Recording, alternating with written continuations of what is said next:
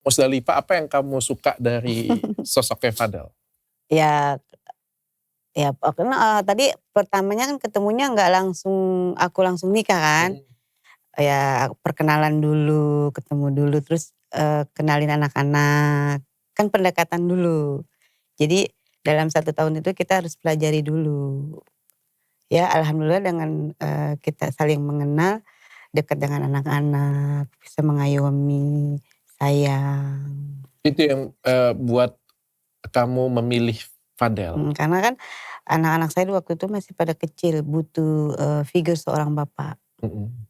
Oke. Kalau Fadel sendiri nih, Mas Fadel sendiri nih, apa yang buat kamu memilih Musdalifah? Padahal terpaut umur berapa lama? 15 tahun. 14. 14. 14 tahun? 1 tahun. Lebih dari 1 CEO loh. Hitungannya ada ya? Iya. Ada hitungannya. Ya kalau aku sih karena aku harus ingat-ingat lagi nih. Ya kalau dia kita bisa prediksi ya. Iya. Masih muda, cucok, ganteng. Siapa sih yang gak mau gitu kan. Kalau Fadel sendiri nih? Kalau aku dulu karena mungkin, bukan mungkin sih, karena dulu kan aku itu perantau ya di Jakarta ya Dok ya. Waktu itu juga belum punya tujuan hidup ya. Nah pas ketemu sama istri, aku juga udah pengen ibarat kata berkeluarga ya. Terus melihat sosok yang bijaksana, soleha ya kan, mengayomin.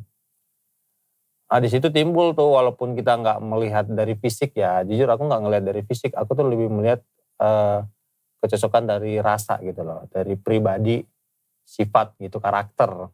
Nah itu yang membuat aku akhirnya berani gitu untuk ngobrol, untuk ke tahap yang lebih serius gitu, sampai ke pernikahan. Oke. Tapi memang kamu menyukai karakter yang lebih dewasa dari kamu? Enggak juga sih sebenarnya, kalau melihat dari aku juga dulu aku pacaran seumuran ya.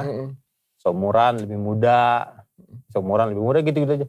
Nah cuman kan kalau berbicara tentang jodoh itu kan kita gak bisa lepaskan dari persoalan agama gitu kan. Takdir.